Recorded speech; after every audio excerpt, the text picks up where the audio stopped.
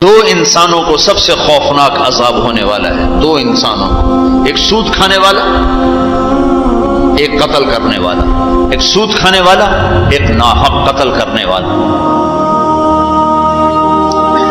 یہ ہمارے نبی کی امت ہے، کسی نے بتایا؟ کسی نے محنت نہیں کی۔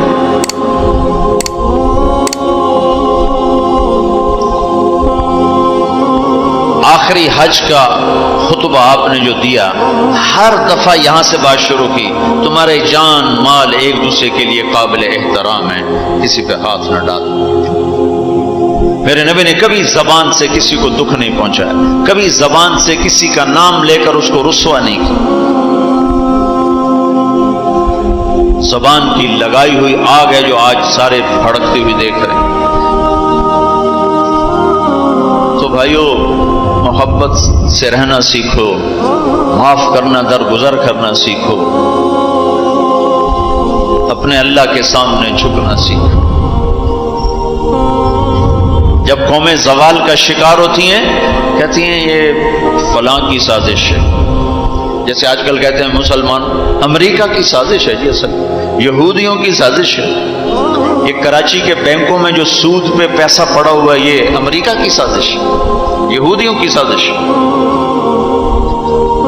جو رات کو شراب چلتی ہے اور مجرے ہوتے ہیں، یہ امریکہ کی سازش ہے، یہ یہودیوں کی سازش ہے۔ نوجوان اولاد ماں باپ کی نافرمان ہیں، یہ کسی دشمن کی سازش ہے۔ میں ایک جگہ تھا تو ایک لڑکی اپنی ماں کو کہہ رہی تھی بکواس مت کرو، ماں کو کہہ رہی تھی بکواس مت کرو، تو اس کی ماں کے آنسو ایسے گر رہے تھے۔ یہ امریکہ کی سازش ہے۔ اور میرے نبی نے سے پوچھا کہ یا رسول اللہ قیامت کب آئے گی؟ آپ نے فرمایا اللہ کو پتہ ہے کب آئے گی۔ کا کوئی نشانی؟ کہ جب ماؤں کو ذلیل کیا جائے گا تو قیامت آ جائے گی۔ ہمارے زوال کے اسباب باہر سے نہیں ہیں، ہمارے اندر سے۔ کتنی بڑی لعنت ہے جھوٹ۔ آپ نے فرمایا جب کوئی جھوٹ بولتا ہے تو 3 میل تک اس کی بدبو سے فرشتے بھاگ جاتے، 3 میل تک فرشتے بھاگ جاتے۔ تو پھر پاکستان کا کون سا بازار ہے جس میں کوئی رحمت کا فرشتہ آئے گا؟ کہ ہر دکاندار جھوٹ بول رہا ہے، ہر بڑا چھوٹا تاجر جھوٹ بول رہا ہے، ہر سیاستدان جھوٹ بول رہا ہے۔ ہر سے مراد ہے 100 میں 99 نہیں، 1 لاکھ میں 99,999، کوئی 1 لاکھ میں شاید ایک کوئی سچا مل جائے۔ اور جس قوم میں جھوٹ اور ظلم اور خیانت پھیل جائے وہ قوم تباہ ہو جاتی۔ ان کو کسی دشمن کی ضرورت نہیں ہے، وہ اپنے دشمن خود ہیں۔ جسے نشہ کرنے والے کا کوئی دشمن نہیں، وہ اپنی ذات کا دشمن خود ہے۔ تو ہم اوروں کو الزام نہ دیں کہ یہودیوں نے سازش کر دی اور عیسائیوں نے کر دی اور امریکہ نے کر دی۔ ہم نے اسپین سے آخری ملک تھا یورپ کے سفر میں اسپین، تو قدم قدم پہ میں رویا کہ کس طرح مسلمان آپس کی لڑائی میں ختم ہو کے رہ گئے۔ کہ پاکستان اسپین میرے سامنے یوں آتے تھے ایسے۔ اسپین کی تاریخ، پاکستان کے حالات، اسپین کی تاریخ، پاکستان کے حالات، اسپین کے مسلمانوں کی آپس کی لڑائیاں، پاکستان کے حالات، آپس میں قتل و غارت، پھر پاکستان کے حالات۔ تو اللہ تعالیٰ نے اس طرح ان کو مٹا دیا اسپین سے کہ ایک کلمہ پڑھنے والا باقی نہ بچا۔ مسجد قرطبہ جیسا شاہکار بیچ اس کے گرجا بنا ہوا ہے، صلیبیں لٹکی ہوئی ہیں، بت پڑے ہوئے ہیں، نماز منع ہے، بورڈ لگا ہوا ہے۔ تو میں محراب کے قریب جا کے کھڑا ہو گیا اور تصور میں دیکھنے لگا کہ یہ وہ جگہ ہے، تاریخ سے سبق نہ لینا بھی بڑا اندھیر پن ہے۔ یہ وہ جگہ ہے جہاں یحییٰ بن یحییٰ اندلسی کے درس ہوتے تھے، علامہ قرطبی کی تفسیر چلتی تھی، ابن عربی کے تصوف کے نکات کھولے جاتے تھے، ابن حزم کے فقہی مقالات سنائے جاتے تھے، بقی ابن مخلد جیسی شخصیات یہاں بیٹھ کے قال اللہ قال رسول کہتے تھے۔ ننگی عورتیں پھر رہی ہیں نکریں پہنی ہوئی، وہ تو ایک ان کے لیے تفریح کی جگہ بنی۔ میں تو آنکھوں سے بھی رو رہا تھا اور دل سے بھی رو رہا تھا، اور زیادہ رونا اس پہ آ رہا تھا کہ اپنا ملک دیکھ رہا تھا کہ آج میرے ملک کے لوگوں کو ہوش نہیں ہے وہ کیا کر رہے ہیں۔ دین پہ نفرت، فرقہ واریت کی نفرت، سیاست کی نفرت، قوم کی نفرت، صوبوں کی نفرت، شہروں کی نفرت، زبان کی نفرت، کون کون سا زخم ہے جو اس جسم پہ نہیں لگا ہوا؟ اب کون کون سے زہریلے تیر ہیں جو اس پر نہیں چلائے گے؟ میں ایسے ہی کھڑا دیکھتا پھر میں محراب کے پاس جا کے کھڑا ہو گیا، تو 700 سال پرانی قرآن کی آیات اب بھی اسی طرح لکھی ہوئی ہے۔ تو میں نے کہا یا اللہ میں یہ نماز تو کوئی نہیں ہوگی، کسی کے نزدیک بھی ایسی نماز نہیں ہے، پر تو جانتا ہے کہ میں چاہتا ہوں میں اس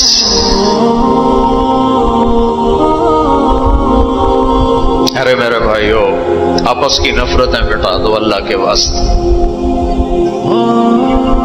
اپنی جان کے دشمن نہ بنو، معاف کرنا سیکھو، درگزر کرنا سیکھو، فرقہ واریت کی باتیں کرنا چھوڑو، تقریریں سننا چھوڑو۔ تاریخ میری کمزوری رہی ہے، میں بچپن سے تاریخ پڑھتا آ رہا ہوں، یہ تبلیغ میں لگنے سے پہلے ذوق تھا تاریخ پڑھنا۔ جب تبلیغ میں لگے تو مدرسے میں آ گیا تو اور پڑھنے کا لگ گیا، پھر کچھ اللہ تعالیٰ نے یاد اچھی دے دی تو جو چیز پڑھی وہ یاد رہے گی، وہ سارا تسلسل، اور میں تو ایسے بس ڈوبتا ابھرتا رہا کہ یا اللہ آج میں یہاں اس دھرتی پہ سجدہ نہیں کر سکتا جہاں 700 سال جن اینٹوں نے سجدے کے لمس محسوس کیے، جن اینٹوں نے تیرے لاکھوں کروڑوں پیاروں کے آنسو جذب کیے، جن در و دیوار نے تیرے ہزاروں محبوب لوگوں کے واز و ارشاد سنے، جن کونوں میں تجھے یاد کرنے والے ہزاروں لاکھوں کروڑوں انہیں روشن کرتے آج اسی زمین کے نیچے سوئے ہوئے ہیں۔ قرطبہ کے قبرستان پہ شہر بنا ہوا، نہ کسی بادشاہ کی قبر باقی ہے اور نہ کسی بڑے کی نہ کسی چھوٹے کی۔ میں یہاں نماز پڑھتا ہوں، میری نماز قبول کر لے۔ میں نے اشاروں میں نماز پڑھی، اللہ اکبر، پھر ثنا، پھر سجدہ، پھر رکوع، پھر سجدہ، اللہ اتنا کو کیا رکوع سجدہ اتنا کر کے تاکہ کسی کو، چونکہ جو داڑھی والا اندر آتا نا تو اس کے پیچھے سیکورٹی لگ جاتی کہ کہیں کسی کونے میں چھپ کے نماز نہ پڑھ لے، تو ایک سیکورٹی والا ہمارے پیچھے کر رہا تھا۔ چلو یا اللہ میں بھی ان میں ہو جاؤں جنہوں نے اس مسجد میں نماز پڑھی تھی۔ اور میرا پاکستان اس دور سے گزر رہا ہے، نہ عوام کو ہوش ہے نہ خواص کو ہوش کہ کیا ہو رہا ہے۔ شاید اللہ تعالیٰ کسی کی فریاد پر آنکھیں کھول دے کسی کی۔ تو بھائیو محبت سیکھو، درگزر سیکھو۔ حضرت تبلیغ سے خوبصورت محنت، سارے دین کی محنتیں حق ہیں جس سے خیر پھیل رہی ہو، جس سے لوگوں کو نفع پھیل رہا ہو، لیکن میرے بھائیو دنیا بھی پھری ہے، تاریخ بھی پڑھی ہے، وہ کچھ اللہ تعالیٰ نے موقع دیا بہت زیادہ سے مراد یہ نہیں کہ میں کوئی کتابوں کے انبار لگا دی، اپنی حیثیت کے مطابق میں آپ کو اندر کے یقین کے ساتھ کہتا ہوں کہ پہلے 300 سال کا تو کوئی مقابلہ نہیں، پہلے 300 سال کو چھوڑ کر ان 1100 سال میں تبلیغ جیسا کام کبھی نہیں ہوا۔ میں تمہارے سامنے ہاتھ جوڑتا ہوں، تبلیغ میں وقت دو۔ اگر اپنے اللہ سے تعلق بنانا ہے، اگر لوگوں کو اللہ کی طرف پھیرنا ہے تو تبلیغ میں جاؤ۔ بہت بڑا مجمع آیا ہوا ہے، صرف ہر مہینے 3 دن کی نیت کر لو کہ ہر مہینے 3 دن لگانے ہیں۔ کرو گے نیت؟ کرتے ہو نیت؟ ہر مہینے 3 دن لگانے شروع کرو۔ تمہاری زندگی میں تبدیلی آ جائے گی۔ 6 بر اعظم کے انسانوں تک پیغام پہنچ رہا ہو، ہر زبان کے لوگوں کو ہدایت مل رہی ہو، ہر طبقے کو ہدایت مل رہی ہو۔ جب طوائفوں کی طرف ذہن گیا، ان کا خسروں کو بھی تو لینا چاہیے، وہ بھی تو نبی کی امت، ان کے پاس پہنچ گئے۔ تو ہمارے علاقے کا سب سے بڑا ڈانسر اب اس کی داڑھی ہے، 5 وقت کا پہلی صف کا نمازی ہے۔ جب میری اس کی پہلی ملاقات ہوئی، میں نے کہا تو کبھی نماز پڑھی؟ کہا جی کدی نہیں۔ کدی جمعہ پڑھے؟ جی کدی نہیں۔ عید پڑھی؟ جی کدی نہیں۔ میں کیوں؟ کہ جی یہ مولوی ساڑھے نال نفرت کریں دن اور اساں بھی پرا پرا رہ جانے ہیں، تو سب پیار کیتے ایسی آ گئے ہیں۔ اس کا چلا بھی لگ چکا ہے، داڑھی بھی رکھ لی ہے۔ ایک مجھے ملا ناچم کا، یہی اس کے بال کٹوائے، سارا کچھ سٹ سٹ کیا۔ وہ کچھ عرصے بعد پھر میں دیکھو نا سرخی لگائی ہوئی فوٹو، بہت ہے نا۔ اس نے اپنے واقعہ سنا، کہا جی میں مسجد میں گیا نماز پڑھنے، تو مولوی صاحب نے آخیا اے خسرا کدے اندر وڑا ہے، انہوں باہر کٹو، انہوں باہر کٹو۔ تو ٹیک سنگھ گئی ہماری جماعت 95 میں، تو اس وقت وہ یہ سوشلزم کا بڑا مرکز تھا، تو اس کے جا کے اس سے ملے ہمارے ساتھی جو بڑا ان کا وہ پریزیڈنٹ تھا، صدر تھا۔ اس نے کہا جی مسلمان ہوں، کافر نہیں ہوں، سوشلزم سے متاثر ہوں۔ تو اس کی ہم بات کرتے تھے، ہم پر دہریے کا لیبل لگنا شروع ہو گیا، دہریے دہریے دہریے۔ ایک دن نماز پڑھنے گیا مسجد، ظہر کی نماز تھی، عصر کی نماز، وضو کر لیا تھا اور مسح کے لیے پانی لیا، مسح کرنے کے لیے ہاتھوں میں پانی لیا، تو پیچھے سے مولوی صاحب کی آواز آئی امام سے، اے دہریا اندر کدے وڑا ہے، نو باہر کٹو۔ تو میں نے وہ پانی یوں کر دیا، اور اس کے بعد آج تک میں مسجد نہیں گیا۔ اس میں جتنا مجرم وہ ہے، اتنا ہی مجرم وہ امام مسجد ہے جس نے یہ کہا ہے دہریا نو باہر کٹو۔ تو بھائیو بہت بڑا مجمع بیٹھے ہو اوپر نیچے، اور اکثر نوجوان نظر آ رہے ہو، محبت سیکھو، اللہ سے صلح کر لو، توبہ کرو۔ یہ جو لوگ چوریاں ڈاکے کر رہے ہیں، ان کے لیے بھی دعا کرو کہ اللہ ان کو بھی ہدایت دے۔ وہ اس حال میں مر گئے تو پتہ نہیں کون سی جہنم میں جائیں گے۔ تو نیت کرتے ہو سارے؟ ایک نیت میں اور کروایا کرتا ہوں کہ بھئی آج تک جو ہوا آئندہ توبہ، صلح کر کے اٹھیں، اللہ کی بارگاہ میں صلح کر کے اٹھیں۔ تو اس کی بھی نیت کرتے ہو؟ ابھی تمہارے آنے سے پہلے اسپین کے ایک ساتھی سے بات ہو رہی تھی، وہ جو میں آخر میں توبہ کرواتا ہوں، انہوں نے کہا جی آپ تو چلے گئے ہیں اور ہمیں مسلسل خبریں آ رہی ہیں، کیونکہ وہاں پاکستانی بہت زیادہ شراب کا کام کرتے ہیں، ان کے ہوٹلز ہیں تو ہوٹل میں شراب چلتی ہے۔ انہوں نے کہا جی مسلسل ہمارے لوگ کہ اچھی جی توبہ کیتی ہے بھائی، ایسی شراب بیچنی بند کرتی، شراب بند کرتی، شراب بند کرتی، مختلف جگہوں سے خبریں آ رہی ہیں۔ کہا جی ہم نے وہاں توبہ کی، ہم نے سوچا تھا مکے جائیں گے، وہاں جا کے توبہ کریں گے، لیکن وہ تو ادھر ہی انہوں نے ہمیں توبہ کروا دی، تو بس یہ ہماری توبہ، ہماری توبہ۔ تو ایک یہ کہوں گا کہ توبہ کر کے اٹھو، ٹھیک ہے؟ جو پیچھے گزر گئی یا اللہ معاف کر دے، آئندہ تو اس سے صلح کر کے چلیں گے، اور اگر کبھی پھر ٹوٹ گئی تو یہ کون سا اوکھا کام ہے، پھر توبہ کریں گے، پھر معافی مل جائے۔ اس دربار میں معافی کے سوا تو معافی سے معاف کرنے سے زیادہ محبوب عمل کو نہیں اللہ کی بارگاہ۔ تو توبہ کی بھی نیت کرتے ہو تو کہو یا اللہ میری توبہ، پھر کہو یا اللہ میری توبہ، پھر کہو یا اللہ میری توبہ۔ اللہ قبول فرما لے۔ اب حج والوں سے کوئی موقع ملا تو کر لوں گا، ورنہ وہیں مکے چل کے بات کریں گے۔ لیکن آپ بھائیو، ہو سکتا ہے اس وقت کی بات یہی ہو جو اللہ نے کہلوائی، ضرورت اسی کی ہو۔ میں آپ سے گزارش کرتا ہوں محبت سیکھو، معاف کرنا سیکھو، ماں باپ کے آگے چپ رہنا سیکھو، بیوی کی کمی بیشی برداشت کرنا سیکھو، حتیٰ کہ اولاد کی کمی بیشی پر بھی ایک دم سیخ پانا ہو جاؤ، ہاتھ نہ اٹھاؤ، صبر کرو، حوصلے سے کام لو اور ان کو پیار محبت سے سمجھاؤ۔ سہیل احمد مشہور اداکار ہے، 96 میں ہم نے اداکاروں میں بھی کام کیا تھا، تو اس وقت ہم ایک مرید کے ہماری جماعت تھی جو ہمارے ساتھ تھا، گجا مالک، اسے کہنے لگا مولانا میرا باپ DSP ریٹائر، زندگی پر 1 روپیہ حرام نہیں کھایا، 1 روپیہ رشوت نہیں، اب بے تکلف ہو چکی ہے، تعلق بن چکا ہے، تو میں کہتے تو کڑے حرام کھاتے بڑھ گئے، میں نے آگے کہا تو کڑے حرام کھاتے بڑھ گئے، تو کیوں اس غلط کام میں چلا گیا؟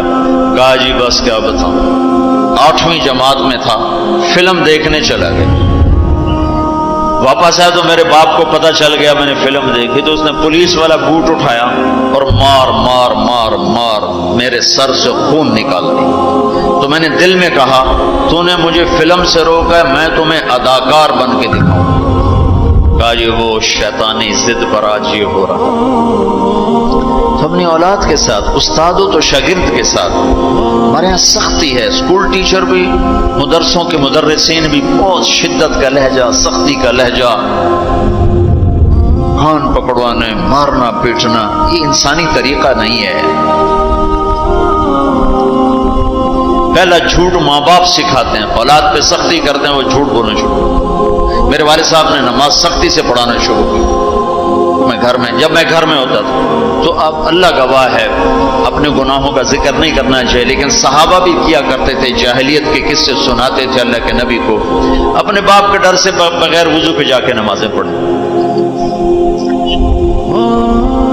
ایسی شدت نہ ہو کہ زبان چھوٹ گیا۔ 4تھی جماعت میں تھا میں، ہمارے استاد تھے ماسٹر شفیع صاحب رحمۃ اللہ علیہ، بڑے محنتی استاد، اس زمانے کے استاد ہوتے ہی محنتی تھے لیکن مارتے بہت۔ انہوں نے ہمیں حساب کا سوال لکھایا، سلیٹیں ہوتی تھی اس پر، اب میں کوئی 12ویں نمبر پہ بیٹھا ہوا تھا اور جو جا رہا ہے آتا نہیں، ٹھو ٹھو ٹھو ٹھو، سوٹے بھی مکے بھی، میں کہہ رہا بھی مر گئے، مجھے بھی نہیں آتا تھا اور میں انتظار کر رہا ہوں کہ یا اللہ میں اس سے نکلوں کیسے، آتا سوال تو آتا نہیں، پکی گلے سوٹے ہی ہیں۔ اب میرا چھوٹا ذہن اور میں سوچ رہا ہوں کہ کیا چکر چلاؤں، کیا چکر چلاؤں۔ تو تھوڑا سا بیک گراؤنڈ یہ ہے کہ میرے چونکہ ہمارا زمیندارہ ماحول تھا، تو استادوں کو گھر ہماری طرف سے گندم جاتی تھی، چاول جاتے تھے، گھی جاتا تھا، آٹا جاتا تھا، مکھن جاتا تھا، چینی جاتی تھی، مرچیں جاتی تھی، جو سیزن پہ تو وہ جاتی تھی۔ تو کوئی 2 مہینے پہلے میرے استاد جی نے کہا تھا کہ پتر مرچاں بھجوا دے، ابے نو آخی مرچاں بھجوا دے، وہ میں بھول گیا کہنا بھول گیا۔ تو میں بیٹھا سوچ رہا ہوں یا اللہ جان کیسے بچاؤں، جان کیسے، وہ 2 مہینے پرانی بات یاد آ گئی۔ جب میرے سے آگے 2 لڑکے رہ گئے، اس وقت یہ سارا پچھلا کمپیوٹر کھلا، تو میں اٹھ کے گیا، میں نے کہا استاد جی ابا جی پہ آن دین کل مرچاں پہنچ جا سکتے، ابا جی پہ آن دین کل مرچاں پہنچ جا سکتے۔ میں نے کہا شاباش میرا پتر تو بائے جا۔